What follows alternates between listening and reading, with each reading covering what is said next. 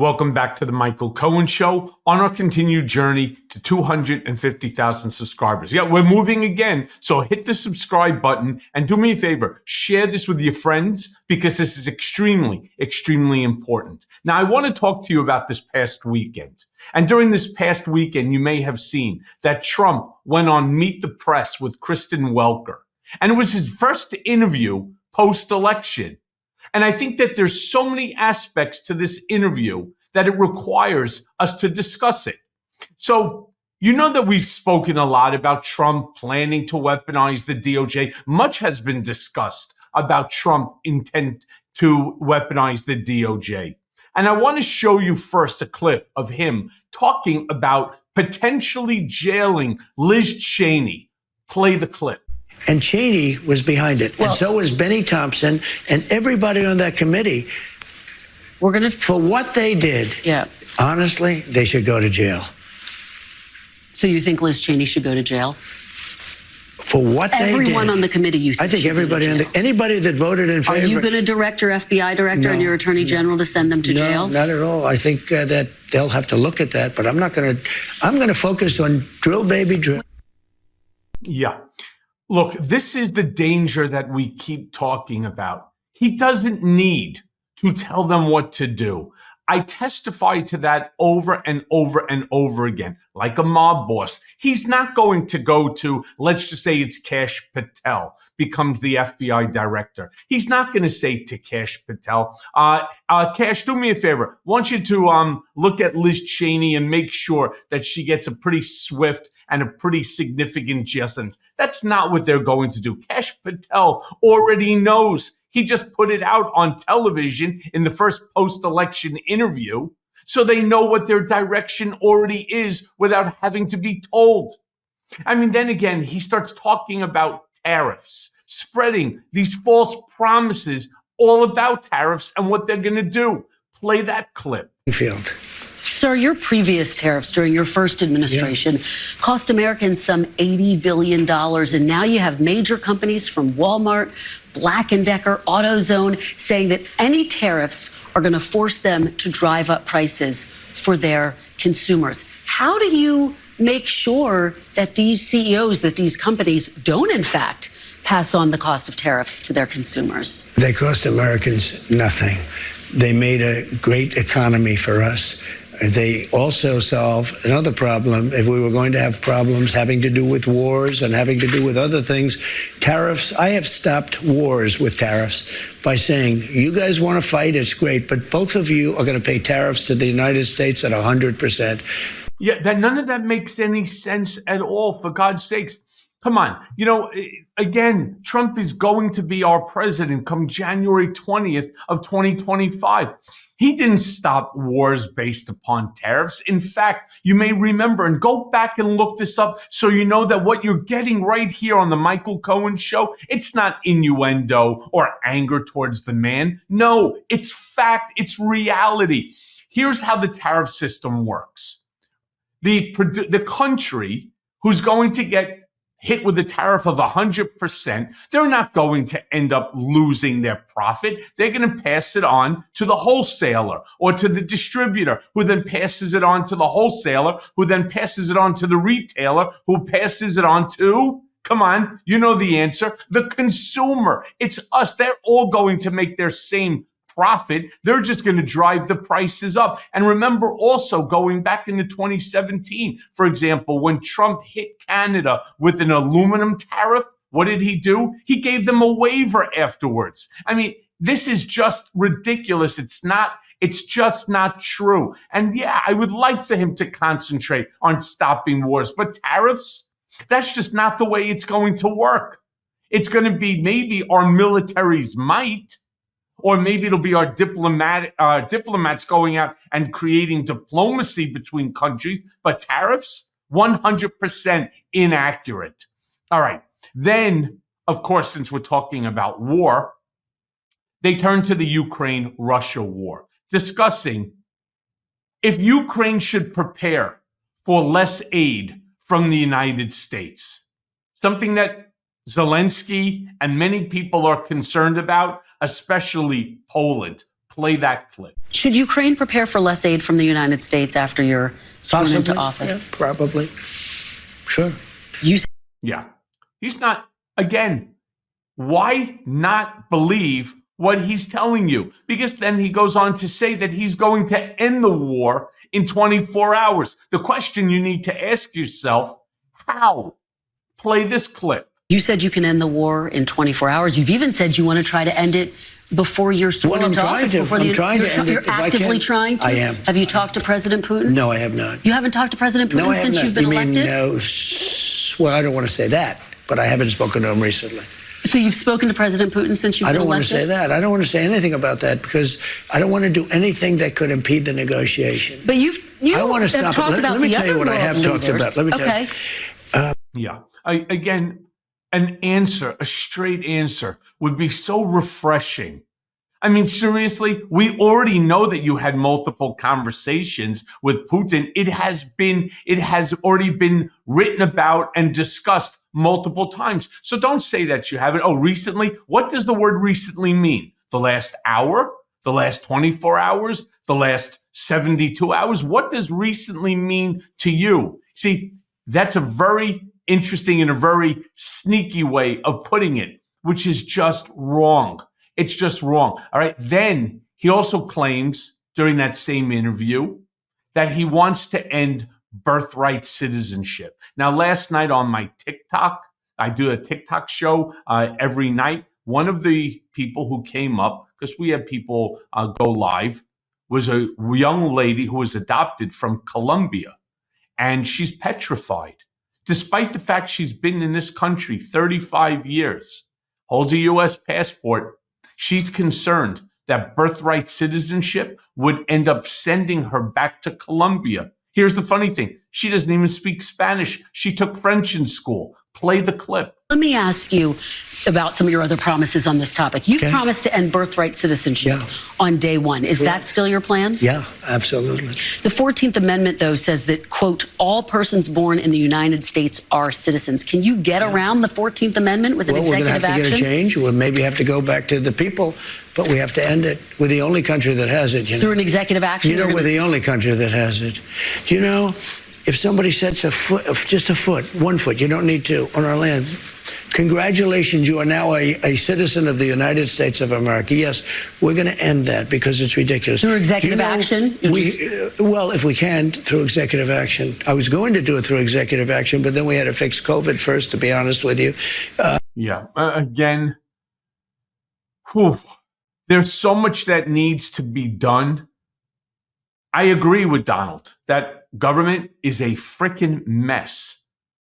But you want to make it worse? Now you're talking about ending birthright citizenship? He goes on to say he doesn't want to break up families during his mass deportation initiative, which is at least very nice of him, right? We don't want to separate children again like last time from their parents. In fact, there's still like 1,000 children separated from their families. And we're talking about 8 years. Play that clip. Let me ask you about another group of people, the estimated 4 million families in America who have mixed immigration status. So I'm talking about parents who might be here illegally, but the kids are here legally. Your borders are You're talking about separation. Yeah, well, I mean, there are two aspects to this. Your borders are, Tom Homan said, they can be deported together. Correct. Is that the plan? Well, that way you keep I don't want to be breaking up families. So the only way you don't break up the family is you keep them together and you have to send them all back. Even kids who are here legally? Well, what you're going to do if they want to stay with the father? Look, we have to have rules and regulations. You can always find something out like, this doesn't work, that doesn't work. I'll tell you what's going to be horrible. When we take a wonderful young woman who's with a criminal and they show the woman, and she could stay by the law, but they show the woman being taken out, or they want her out, and your cameras are focused on her as she's crying, as she's being taken out of our country, and then the public turns against us. But we have to do our job, and you have. I don't even have anything to say about that. I really don't. I'm so disappointed. The man who I have known for over 2 decades, this is what you're talking about? Birthright citizenship, mass deportation? not breaking up families? Seriously? Then, interestingly enough, Welker asks Trump if he plans for the United States to stay in NATO. Another issue. I was recently in Italy. I was brought to Italy to speak in front of an entire crowd. It was like 250 people on television. And this was one of the questions that they asked me. Do I think that the United States is going to stay in NATO? Let's hear it from the guy himself. Play the clip. Will the United States stay in NATO while you're in office? In where? NATO. Do you commit that the United States will remain a member of NATO while you're in office? Again, they have to pay their bills. If they pay their bills, absolutely. But not if they don't pay their bills. But NATO's taken advantage of us because we were, look, two things. Number one, they take advantage of us on trade, meaning the European nations, okay, like terrible. They don't take our cars, they don't take our food products, they don't take anything. It's a disgrace. And on top of that, we defend them. So it's a double whammy. So let me just tell you, I was able to get hundreds of billions of dollars put into NATO just by a tough attitude. I said to the countries, I'm not going to protect you unless you pay. And they started paying. And that amounted to more than $600 billion. That's a big thing. Otherwise, they wouldn't even be fighting. They wouldn't have any money to fight. If they're paying their bills, and if I think they're treating us fairly, the answer is absolutely. I'd stay with NATO. But if not, you would consider the possibility of absolutely. Yeah, absolutely. Yeah. What that is a very, very, as Donald likes to say, it's the weave, right? It's a weavy way of saying he's going to extricate the United States from NATO. Unless he thinks that they're all paying their fair share and so on. Well, what if out of 10 NATO countries, 9 are, 1 isn't? Is he then going to turn around and say, well, so-and-so isn't, therefore the United States is out? Probably yes. Well, then, of course, the conversation turns to the next big topic, Trump's healthcare plans. This is a nightmare. Play the clip. And then he voted against. Nobody understands it. Sir, you said during the campaign you had concepts of a plan. Do you have an actual plan at this point for health care? Yes, we have concepts of a plan that would be better. Still just concepts? Do you have a fully developed plan? Let me explain. We have the biggest healthcare companies looking at it. We have doctors. We're always looking because Obamacare stinks. It's lousy.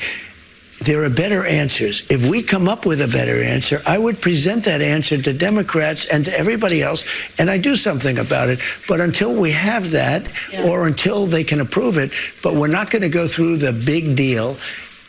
I am the one that saved Obamacare, I will say, and I did the right thing. I could have done the more political thing and killed it, and all I had to do is starve it to death. You did try to have your Justice Department effectively kill it, though, No. sir. Kill it from a legal standpoint, but from a physical standpoint, I made it work. In your I don't even know what the hell that means.